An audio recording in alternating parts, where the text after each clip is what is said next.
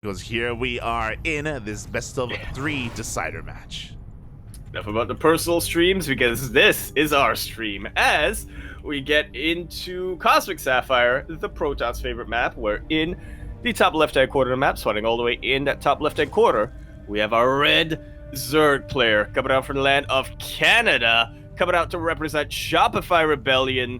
She is Scarlett. And spawning in the bottom right-hand corner of Cosmic Sapphire, we have her opponents, the American Protoss player representing Alpha X. It is Astrea.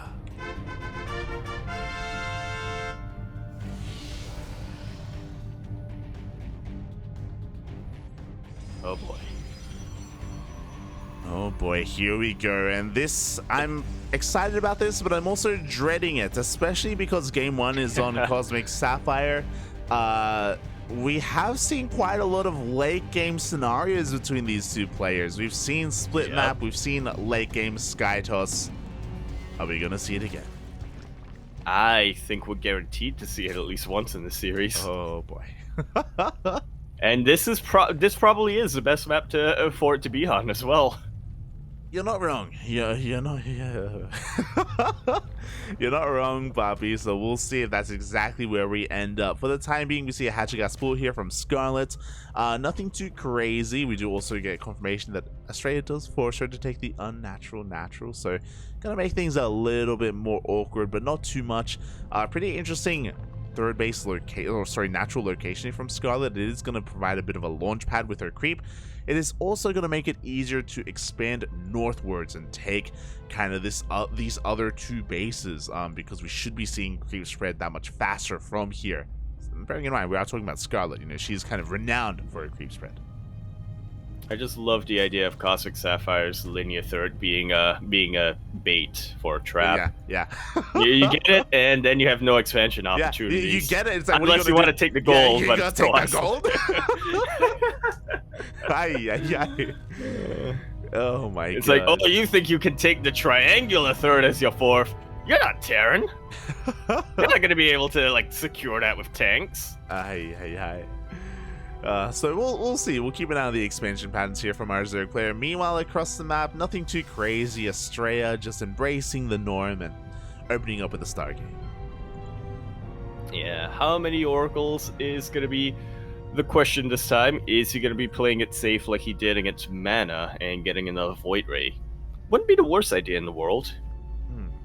Yeah. We've seen it quite a little bit here in PvZ, where you can just sprinkle in a couple of Void Rays whenever you want, just to get map control and just to keep your opponent guessing and on the back foot.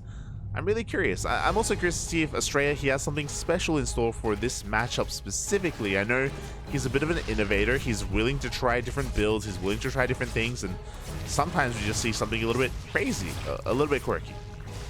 Yeah. A little bit James-esque, and I wouldn't be surprised whatsoever if Astrea decides to grab that gold base as a bit of a ninja. For now, he is expanding normally, but we're still pretty early in this game.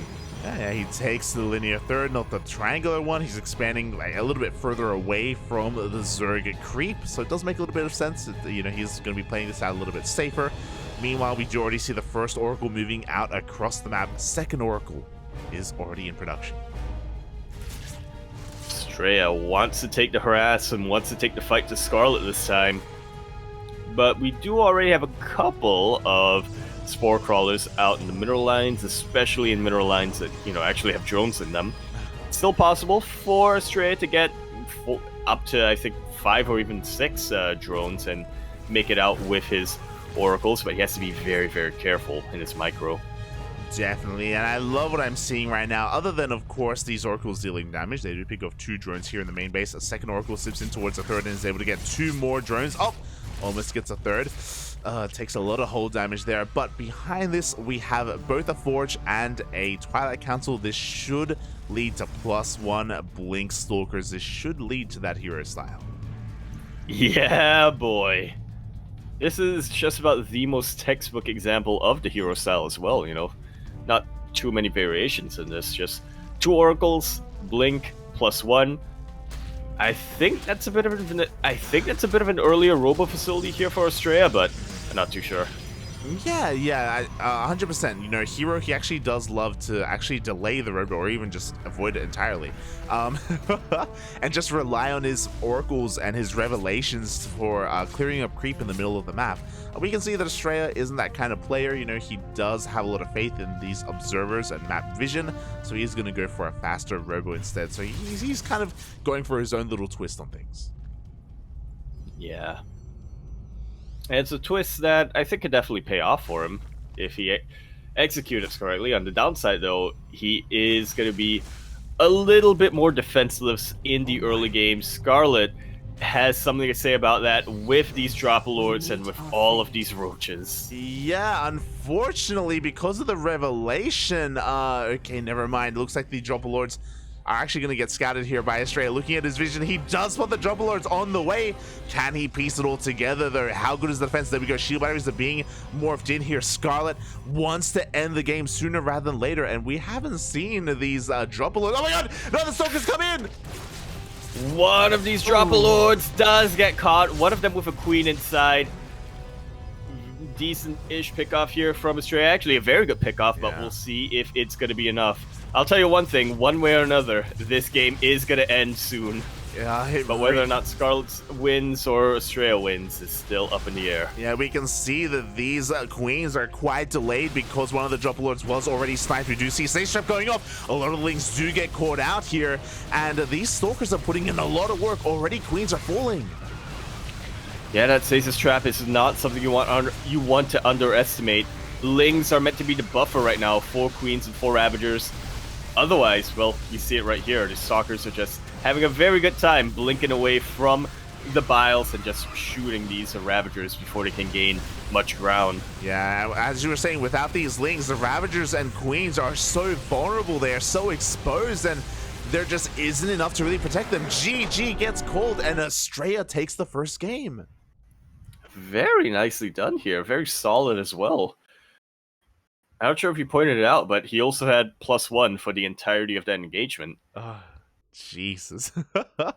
That was so unfortunate as well because just to touch on what some people in the chat are saying, just 2 NA apes battling for dominance. Oh, this God. is how it works on NA. You don't get true, it. It's true. But it's such a shame that Astrea got the revelation of when he did, because Scarlett was caught in a really rough position. It's like, okay, I either wait for the revelation to run out and then go for the push, and of course it'll be delayed because of that, or I commit anyway. And she decided to commit. Unfortunately, Astrea saw as soon as those queens loaded into the dropper lords, he had vision of it, and he was preparing immediately. So he had so much time to prepare, and that's why he was able to get in position in the middle of the map and snipe one of those dropper lords as well.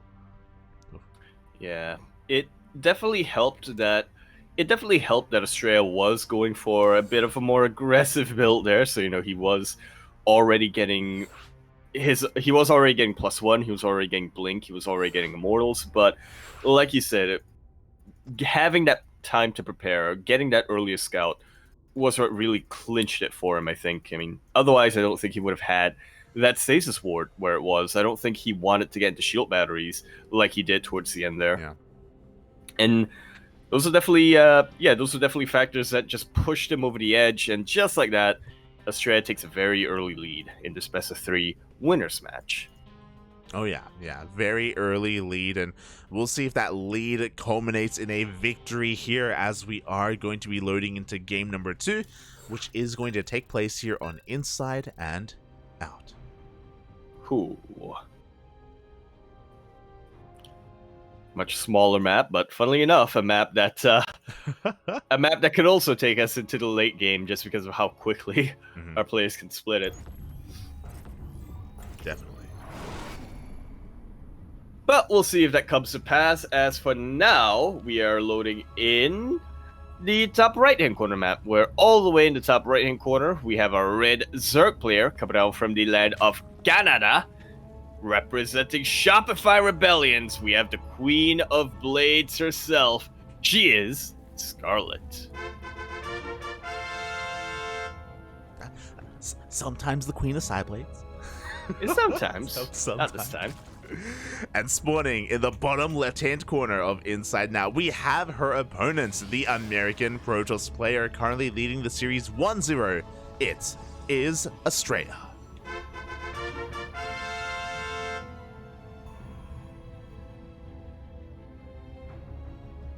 And honestly, even though Scarlett lost game number 1, I'm sure she's pretty content with that game. She'd be happier if she had won, but I'm sure she's glad it's over on Cosmic Sapphire, you know? Yep. There's very clearly there's a reason why she wanted to cheese and go for an all-in on the larger map. Yeah, I have to wonder what the vetoes actually were here. Each player got 2. And yeah, it's honestly a little surprising to me that Cosmic Sapphire fell through. Yeah, I would have to imagine if Cosmic Sapphire did go through, I'd have to imagine that the other maps, I mean, as a Zerg player, you kind of have to veto Stargazers and Moondance because they're so good defensively for Protoss, especially like if they want to like transition into Skytoss a little bit faster. So if Astrea avoided vetoing those maps, then I think Scarlett's hand may have been forced there.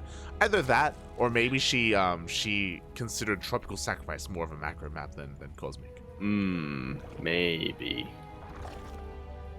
Yeah, if those are Scarlett's 2 vetoes, I have to imagine that Astrea then vetoed Waterfall, which can be a very good Zerg map, especially if the Zerg player is a bit more aggressive and is able to fight the Protoss army in the middle of the map. And what's that other map that is a Tropical Sacrifice? Inside it. No, wait, we're on Data Inside Sea. Out.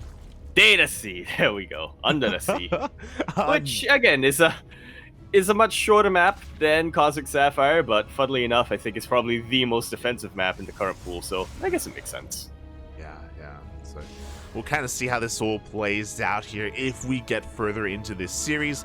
For the time being, Astrea is already mixing things up. If you can see, he is actually going for a Twilight Council opener instead of a Stargate. Yeah, looking to be a little bit more present or active on the map, I should say, on the ground this time. Yeah, I'm really curious as to what this is going to be. The Twilight Council has finished. We don't have any upgrades yet. We do see a third gateway on the way alongside a Robo. And Astrea, what is the plan here? There we go. Glaives is on the way. Yeah, boy. 'Tis only going to be 3 gates, at least initially, but with that Robo facility, you know, Astrea has the option of getting a Warp Prism and committing a lot harder to the Glaved Adept Harass. Yeah. I think we've seen Astrea do 3-gate glaives before here, and I remember casting these kind of openers. It was in WTL actually. It's very light aggression, and you can transition quite quickly out of this. And I think that's kind of what he's going to be looking for, especially because like the more standard glaive timings of the glaive adepts is 4 gates. So going for 3 is again very off meta and offbeat. Yeah, actually. And there we go! We see what Astrea has in store for this Warp Prism. A Robo Bay is going to be what's following this up. Yeah. Again, there was a nickname for this build. I can't quite remember, but Astrea has kind of popularized this, going 3-gate into Robotics Bay here. We'll see if he goes into Colossi or Disruptors. I think Disruptors would make the most sense because he's forcing a Roach reaction out of Scarlett. Yeah, that's going to be ideal here for Astrea. How much damage can he get done before that happens? No, quite a whole lot, honestly. Can even kill these queens and make it so that this Warp Prism has nothing to worry about. Yeah, 1 queen already goes down. These 2 queens don't have enough energy for transfuse, and here we go. Astrea is committing to a bit of a fight here. He's going to be threatening a shade. He actually commits to the shade in towards the main. Yeah, but this is where all of the roaches are. This could have backfired right now for Astrea, but at least he's using his shades to both distract Scarlett and to have a little bit of an exit strategy. Yeah, meanwhile, a lot of drones are caught out here at the 3rd base, but the Lings do reinforce just in time to get on top of these Adepts. Once again, the Adepts, they cancel their shades, but we haven't been able to snowball again. We don't have a lot of gates. We have only 3 warp-ins at a time, so Astrea can't really find too much more damage. I'm really surprised at how few drones went down this game. Only 3. Maybe we spoke too soon. Wow. A 4th drone is going to go down. A 5th drone is going to go down. We do see a bit of a Ling counterattack, though, and there's no shield battery behind this, but we do have a very clutch warp in. Yeah, we'll get the body block, and it will be able to chase these Lings away. Astrea decides to go back home, which is probably the right call, especially since the Disruptors are coming out. Yeah, we should already have a couple. There we go. We now have 2 Disruptors back at home. We have a recall. The Prism is going to be saved, and more drones are falling, but this is not critical damage. You know, this is a little bit acceptable. Scarlett, she can afford to lose a handful of drones here and there, and all in all, she lost 8 workers, which is not bad here, but I'm sure Astrea wanted a little bit more. I think it's not bad, if not for the fact, when considering... Yeah. I think it's not bad in a normal 3-gate Adept harass. Considering how committed Astrea was, though, I don't think it's paid for itself yet. Yeah, and I really... 13 Adepts went down. Yeah, so many Adepts did end up falling, and now we barely have any to defend back at home. Meanwhile, Astrea's moving out with a bit of a Disruptor drop here, looking to try and catch Scarlett off guard. Here we go. The Novas are going to be going off. Up! Ooh! One of them gets a very nice connection on 5 drones. The Queens are getting in position, but not quite able to take out that Warp Prism. And now, here we go. With 7 drones going down, okay, I feel like Astrea, he needs to be content with this damage. He needs to come back home, rally his units, rally his forces, and get ready for that counterattack, because Scarlett, for the time being, is making nothing but Lings and Roaches. That's, a whole lot of Lings and Roaches that Scarlett is producing, yeah. A lot of them, actually. Yeah, there's no Evo chambers. She's going to be looking to hit a timing with speed, both Bailing speed and Roach speed. She doesn't intend for the game to go on any longer. She is looking to push out across the map and end the game. Whether win or lose, it's going to be over soon. Yeah. That's what the plan is, at any rate. And honestly, it's a pretty powerful timing here for Scarlett. She doesn't have her upgrades, but this is also before Astrea can fully transition into his mid-game. This should hit before too many static defenses and too many shield batteries are in the 3rd base. Sure, there are a couple of Disruptors, but they're not exactly in the best position, and they don't really have much of a buffer. Yeah, 3 Novas go off, and they pick off a couple of units, really lacking Novas there from Astrea. And here we go, the Ling Roach Ravager, the Ling Bane Roach Ravager collapses on the 3rd base. Like so. Oh my god, and despite having 5 Disruptors and despite every Nova connecting, again, they were a little bit lackluster. Finally, some decent connections towards the end, but the damage has already been done. That's 19 probes, 20 probes, 21, 22. A whole lot of probes going down, and this 3rd base not too far behind. Scarlett is continuing to pump out Lings to continue to reinforce this. I think she wants to break through natural base, but honestly, the damage she's dealt is already enough, IMO. Yeah, exactly. Despite having so many Disruptors, it just wasn't enough anyway. You could argue that maybe Astrea should have tried to slip into maybe even Colossus production just for a little bit more consistent splash damage, especially against those Lings. Regardless, Scarlett has been able to counterattack quite well, and now she's in a commanding position. Yeah, I guess Astrea wasn't banking on the fact that Scarlett was going to be reproducing that many Lings coming his way. And like you said, Scarlett finds herself in a much, much better position, getting her 4th base as Astrea is forced to rebuild his 3rd, and having more than enough units to defend any sort of counter-harass coming out from Astrea. Exactly, you know, there's just no real way for Astrea to deal too much damage just because of the ground army, because of all the queens as well of Scarlett. Astrea, we can see and smell the desperation. Dark Shrine is thrown down, and you know, the DTs, they're okay, but I feel like in ZvP it's so easy to get detection, especially to get Overseers. I don't know if these DTs are really going to do too much. Yeah, Overseers with speed, and even a couple of Spore Crawlers, I imagine, should be thrown down by Scarlett. That's 2 Infestation Pits. I like to imagine that that's to get double Infestor upgrades. Yeah, time to go Mass Infestor, probably get that Neural and Pathogen Gland timing. Of course, it's probably a mistake, but oh my god. Regardless, the infestation pits are going to be on the way. Astrea isn't going to take this lying down. He's going for another disruptor drop, slipping in towards the main. Oh. Uh-oh. Force the lift, though, before those Novas can really connect. Yeah, exactly. And we do see one disruptor getting focused down. A little bit of miscontrol there from Astrea. At the same time, a bailing run by is not going to connect with the mineral line. Bit of a rough trade there for Scarlett. Yeah, all in all, I think the game has slowed down significantly. Coming into the mid game, both our players should be focusing more on their macro and teching up back at home. Scarlett getting a hive. Astrea warps in a couple of cheeky DTs, and he's sending them across the map. Oh yeah, DTs are on the way here towards the fringe bases of Scarlett. Meanwhile, Scarlett is still droning up as well. You know, as you were saying, there is that hive. We should be seeing those 3-3 upgrades soon. We should be seeing adrenal glands as well. Until then, Scarlett, she's just crossing her T's, dotting her I's, wants to make sure that she doesn't throw this position. And, oh, the DTs are coming in, and there were no spores. That's a lot of drone damage being dealt. Oof. Oh my god, 15 workers gonna be going down here. DTs in almost every single base.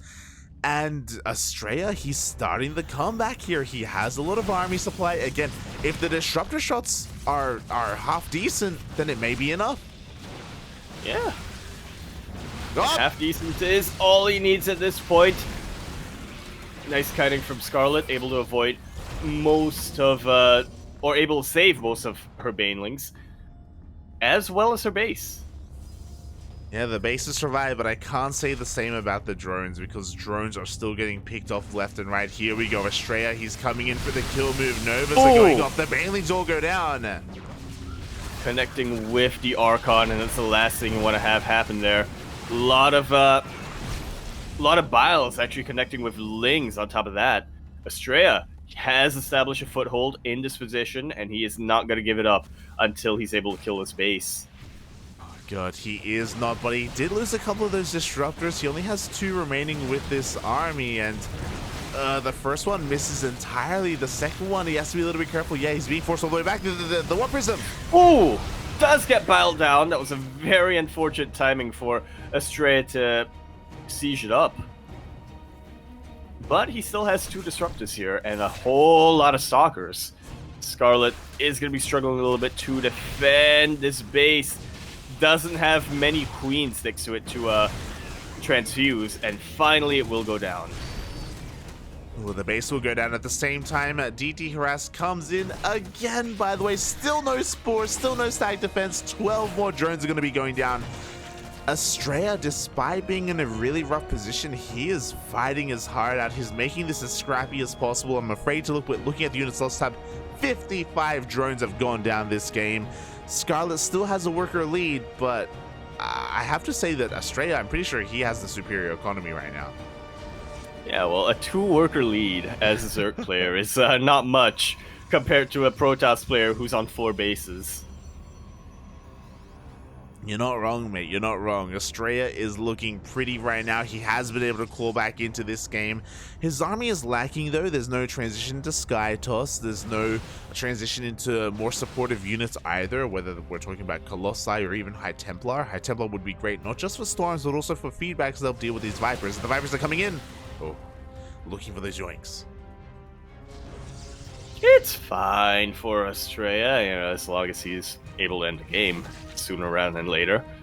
Otherwise, I do agree with you there. Like, Scarlett is already in endgame. She's getting adrenal glands. She has her Vipers, which have sucked on enough youth juice to get mostly full energy. As this game continues, you know, I have to imagine Scarlett's going to be able to take more and more victories in the engagements and eventually starve out Astrea. Yeah, I imagine so as well. I mean, Scarlett's tech is just superior, and right now there's no answer to the Vipers specifically. Like, Vipers shut down Disruptors, they shut down Colossi, any kind of high-tech units. We have Archons being morphed in, but that's only because of the Dark Shrine. You know, that's how Astrea is able to morph in so many of them, and it's just not going to be good enough. You know, he needs something else to refine his army. Yeah, we have definitely far beyond the point where sheer brute force can really start to break the army of Scarlett. I mean, Scarlett's almost a player with the brute force. I mean, she's knocking down the door of Astrea with a creep spread. Despite that, Astrea's supply is still quite high, so we'll see how this all turns out. At the same time, we have a bit of a bailing run by on the right-hand side. Oh, doesn't make it into the mineral line. Astrea is able to defend in time, so very nice reactions there from Astrea. He blinks to the forward, picks up a couple of these creeping queens, but in come the Vipers. Oh, we'll lose one immediately. That was a little bit of a miscalculation there from Scarlett. I mean, she gets a couple of disruptors, but at the cost of one Viper. We'll see if it was worth it, as, yeah, now Scarlett's main army has completely thinned out. Oh, it really has, and she doesn't have the buffer that she once did. Another bling on forward, another Viper goes down. Astrea's been doing a great job at just shutting down Scarlett's spellcasters. He really, really has. One sec. Oh my god. Meanwhile, as Yaku does attend to things, we do see Scarlett going for a bit of a bailing run by here on the right-hand side. Astrea, I thought he caught wind of it, but no, he has not. Still a little bit unaware as the main army is looking for a big fight, though. Here we go, but Scarlett with only one Viper, I don't know if she can really take a fight. Goes for a yoink, gets an Archon of all things, gets a second Archon as well, but loses her third and final Viper. Here we go, Astrea, there's nothing to scare him off. There's no reason for him not to give into a fight, and he's able to clean up the majority of Scarlett's army. He can keep pushing. At the same time, the bailing run by is coming in. We do have a nice split, but Scarlett, she doesn't care. She rolls in anyway. Oh. Yeah, she has more than enough to bust on through and wipe out this entire mineral line. But at the same time, Astrea, you know, it's funny to think about this. Finally, Astrea has a more sophisticated army than Scarlett. He is starting to take out the fresh bases of his Zerg opponent. Yeah, both players end up losing a mining base. It looks like it's going to be a little bit more impactful here for Astrea, just because he has less workers, just because his previous bases are starting to mine out as well. He needs to establish another nexus soon. And Astrea, at the same time, is looking to be active here in the middle of the map. He's going to be trying to clean up as much as he can. Quite a bold move. Yeah, especially considering how deep into enemy territory he is. It's still a very beefy army that Astrea's got, but if it's attacked on all angles, I don't think it's going to live that long. Yeah, and Scarlett, she has been taking up, and she's gotten away with it. We have 10 Corruptors on the way. Greater Spire is already done. Scarlett is transitioning into Broodlords, and Astrea just still doesn't have Skytoss. There is no real answer to the Broodlords. Stalkers can be okay as long as they get on top of the Broodlords. He's getting more gateways. Oh my god. That's not what you need right now, Astrea. I mean, I guess he's being starved out a little bit. We are on inside now, so there's not a lot of bases to take. There's not a lot of gases to be had as well, and trying to get into carrier production, it's a difficult thing. Without it, though, late game ground toss is just nowhere near as powerful. Yeah, it's difficult to get into, but if you don't get into it, you're dead. Oh yeah, pretty much, mate, pretty much. And Astrea, he's just rotating over towards the right-hand side. Instead, he's looking to try and dive into one of these bases. Scarlett does spot this with those changelings. She should be able to get into position. Yeah, Brute Lords are still slow in dispatch, but there's plenty of time for Scarlett's Brute Lords to get into position. Just regrouping once again. Up. Yeah, a couple of Novas are going to be going off. 4 Novas go off, and not a single one connects. That's a little bit scary. Astrea, he's losing a lot of firepower with this army. Scarlett, she's looking to pounce, and here we go. The Brood Lords reveal themselves. Yeah, pretty much backing this army into a quarter. The High Templar are here, and they do have storms, but we'll see if that's going to be enough. Storms blanket the ground army, but what about the Brute Lords? What about the Brood Lords? We blink on forward here. Nice target firing by Astrea. He reset the Viper count once again, but there are just too many Brood Lords. There aren't enough Stalkers, and Stalkers, they're not a long-term solution to Brood Lords. They really aren't. They can pick off a couple of them with good enough target firing, but eventually they're going to go down. They're not quite as sustainable as Void Race or Carriers or literally any Skies or Sky Toss unit. Pretty much, mate. Pretty much, as the ground army has been broken here. The High Templar are going down one after the other, and it looks like Scarlett has broken through in towards that third base of Astrea. It's 112 RB supply for Scarlett versus 25, now 37 supply for Astrea. And not like that increase is going to help that much, but still. Yeah, this Broodlord tech switch is exactly what Scarlett needed. Astrea had no idea that it was coming. He wasn't ready for it at all. And GG gets called. Scarlett ties up the series 1-1. We're getting into our ace match. Oh, we are getting on in. Oh, Astrea had a bit of a rough start.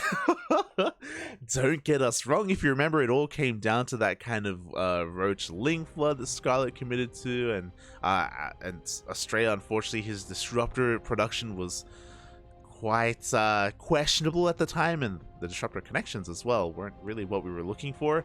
But Astrea, he almost came back. He almost did. I will say this: that was a 20-minute game, but it didn't really feel like a 20-minute game, honestly, just because of how scrappy it was, how back and forth it ended up being.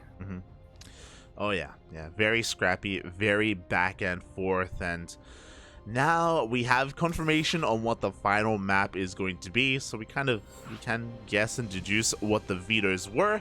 It looks like game number 3 is going to be on Data C. Oh, makes sense. So Tropical Sacrifice ended up vetoed. I wonder by whom.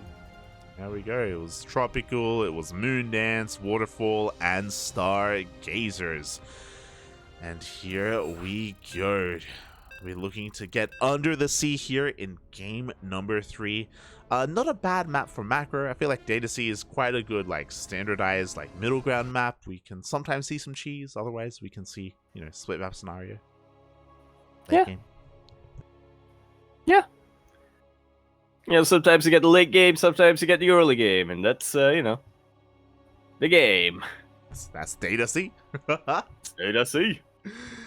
Oh. Yeah, you look at our players, they're capable of doing the late game and the early game as well. They can just play. As we load on into Data C. We're in the bottom left-hand corner of the map, sweating all the way in that bottom left-hand corner. We have our Red Zerg player, somebody who is very capable of winning games, but also losing them. Representing Shopify Rebellion from the land of Canada, she is Scarlett. How does the meme go? It's like, man, if he wants to win the game, then he's got to play the game. Oh my god, that's a deep cut. That's a 2017 CranKy Duckling meme. Oh my god. This was back before Beck's team now. It was before Ice and Chrome. But spawning in the top right hand corner of Data Under the Sea, we have her opponent. So we have the American Protoss player. It is Astrea. Now, can he win games? Well, if he wants to win games, then he's gonna play the game. But see, the problem is he can also lose them. Oh, true. Oh boy. God, it's a deep core memory unlocked. Jesus Christ.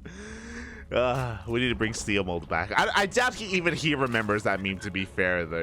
It's been a long time. Oh, we'll just utter the words and suddenly a neuron will activate. Yeah. Neuron will fly off into space. And Steel, he will remember. Oh god.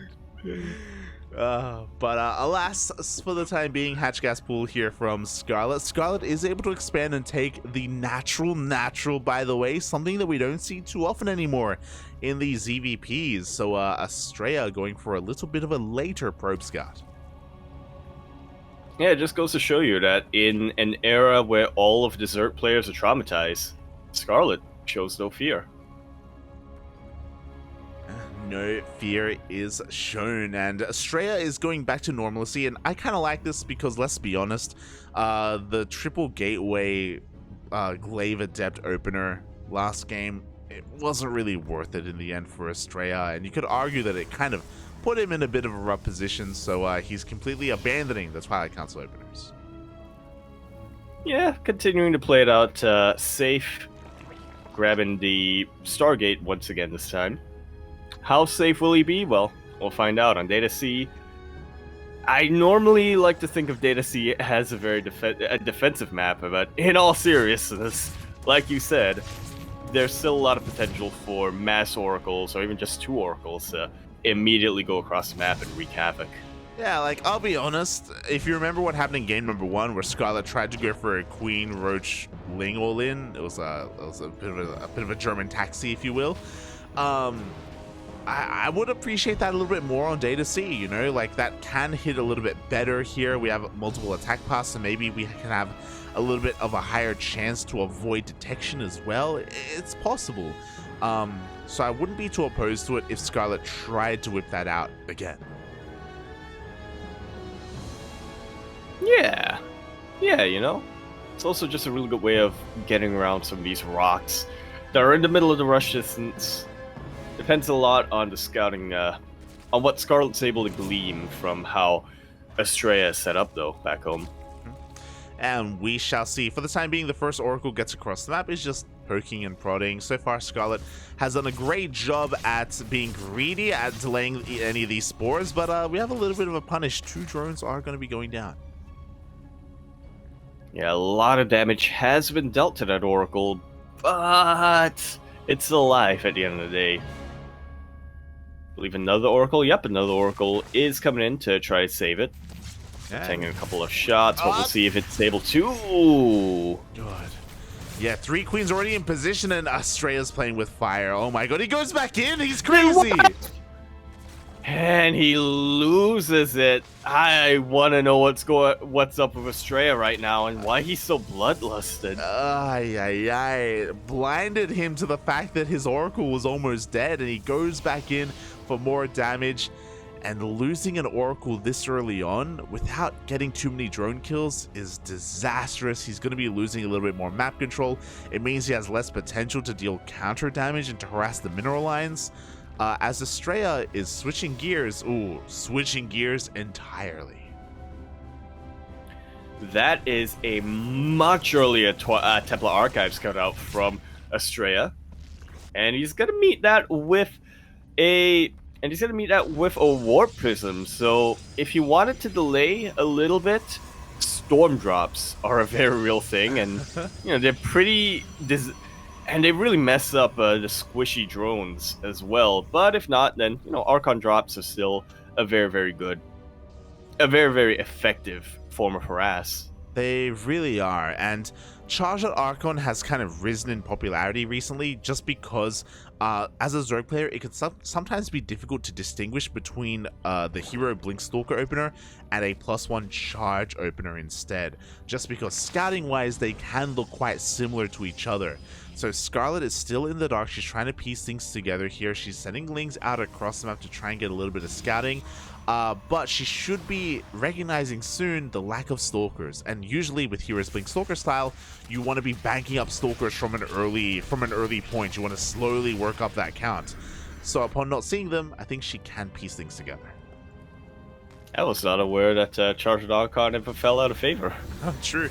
Yeah. But yeah, it is starting to get a bit of a renaissance nowadays. A very, very beefy warping comes in here from Astrea in that main base, and that is disastrous for the lair. It's entirely possible for Astrea to kill it, but he may end up losing an Archon or 2. He needs to be very careful with how he pursues this. There's still a couple of transfuses available here for Scarlett. Yeah, I mean, the Zealots are doing a great job at buffering, but here we go. Banelings are rolling on in. Scarlett, very wise choice to throw down the Baneling Nest earlier with the help of these roaches as well. Scarlett should be able to clean up every one of these Zealots, but we have another warp in behind this. Yeah, and this time there are no Banelings to really connect with these Zealots. Astrea just wants to fight. And it's kind of awkward fighting in this position. You know, Scarlett technically has the defender's advantage. But Astrea could always warp in. He does lose one Archon though, and that should be the signal for him to back off. Yeah, a little bit of miscontrol there from Astrea to lose that Archon, and now that he's only down to 1, he doesn't have any more staying power here, so he's going to be forced back eventually, and Scarlett's not in a bad position. You know, we're up to 75 drones, we're heavily supply blocked. 8 Overlord, oh god, 8 Overlords on the way, a little bit brutal there, but once the supply block has been broken, I do believe that Scarlett can kind of stabilize from here.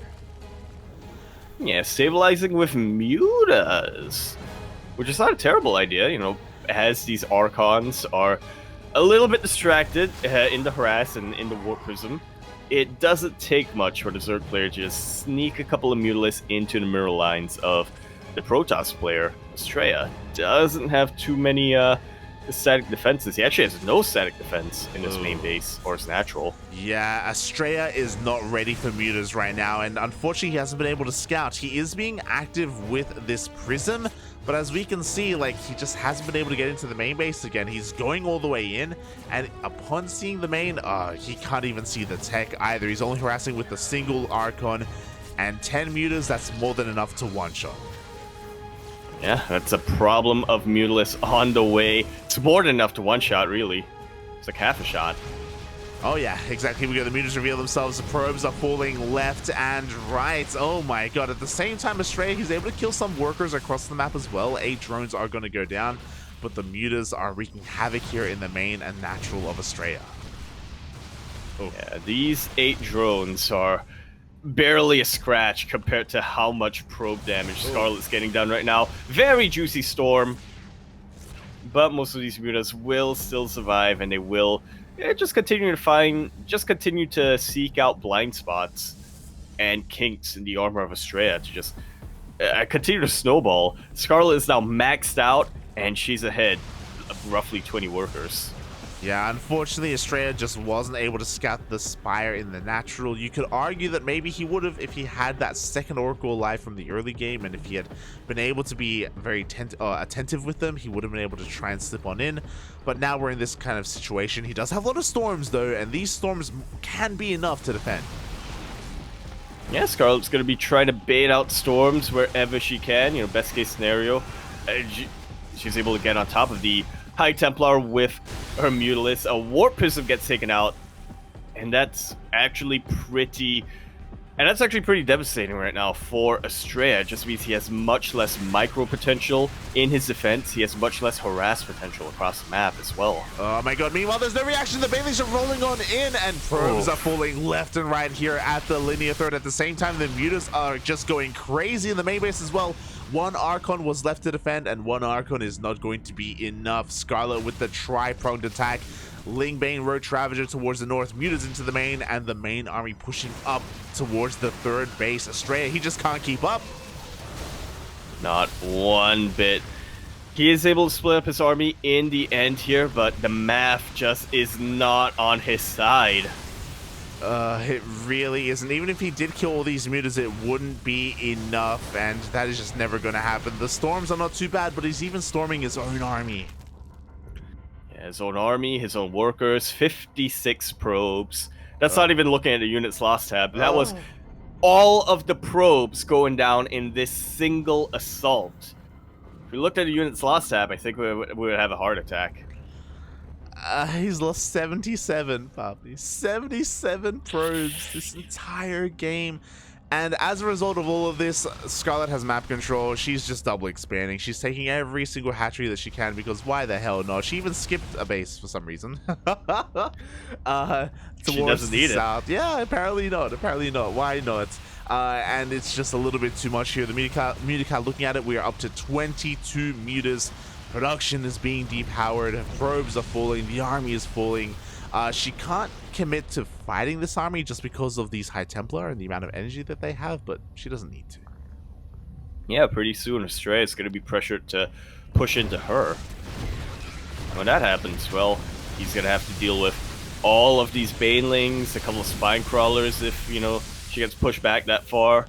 But I don't think that's going to happen. I really think that Scarlett could just continue to throw Lings and Banes at this army and eventually break Astrea. Yeah, that's exactly what's happening. Here we go. The Ling Bane rolls in once again. A mineral line gets taken out for the third, fourth time. Ay. The Nexus is going to fall as well with the last shots from this Roach Ravager. At the same time, Scarlett's Muta army did get stormed. You can see they are very heavily bruised. Oh my god, another storm is going to connect here. And a lot of Mutas are going down. But look at the suit, Poppy. Look at that suit. It ain't lying. Nowhere near enough damage was dealt to these Mutas that they're actually standing and fighting against the Stalkers. 120 probes have went down throughout this entire game, and finally, Astrea is forced to tap out. GG, Scarlett takes that series 2-1, and is seeded which seeds her directly into the round of 16.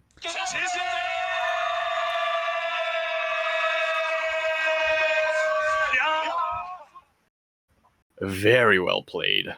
Wow, GG, well played. Congratulations to Scarlett for taking that series. And my condolences to Astrea. A little bit of a rough game there for Astrea. He wasn't playing too badly, but unfortunately he missed the Spire, and we saw that Muta switch really caught him off guard and completely pulled him apart limb from limb. From the moment the Mutas revealed themselves, Scarlett, she was just having a great time. You know, there was just no pressure on her side of the map at all. None whatsoever. I mean, yeah, that early game gambit coming out from Astrea was honestly pretty potent. You know, 2 Archons, a ton of Zealots. He had a lot of momentum in that opening, but ultimately he wasn't able to kill the lair. The Spire went up undetected, and honestly, he wasn't able to get that much economic damage beyond that either. Once Scarlett was able to defend against that successfully, I feel like Astrea just put himself behind in a way. Yeah, definitely. I mean, he was very committed with his Archon drop and with his charge lot push as well. It was very ambitious to direct everything in that main instead of like pushing towards one of the other fringe bases. And it's one of those high risk, high reward things where if he had killed that Spire, that lair, it would have been a different game. There wouldn't have been a Spire, there wouldn't have been Mutas, and Scarlett would have had much less economy and mining overall as well. So there's a world out there where maybe Astrea takes the game, but 'tis not this world. Scarlett is able to come out first in this group, and Astrea is knocked down to the decider match. Oh, yeah, so it's at least confirmed that Astrea will not be eliminated whatsoever, but whether he's seeded to the round of 16 or to the round of 20 is still to be determined. Exactly. Well, actually, no. I mean, this is a replay cast, but if we all whatchamacallit, look, I forgot the result already, and I'm hoping that all the viewers forgot it as well. Yeah, exactly, as we are going to be getting ready for the elimination match. As you can see on the screen here, Mana and Dongre-gu had a bit of a rough go of it. Or, I mean, Mana didn't do too badly. You know, he took Astrea all the way to the ace match, if you recall. DRG, he went out in like 20 minutes, less than 20 minutes. So, about 15 minutes. Yeah, like oh boy, it was a rough series that DRG had with Scarlett. But we are going to be getting into this elimination match after this break. Oh, enjoy the duct tape. I don't think that's set up for this, but there you go. We'll see you guys soon. Get some water, get some snacks, go to the bathroom, massage your marines, and drain your disruptors. When we come back, we'll have the remaining series of this group. Massage your marines. Yeah. We'll see you then.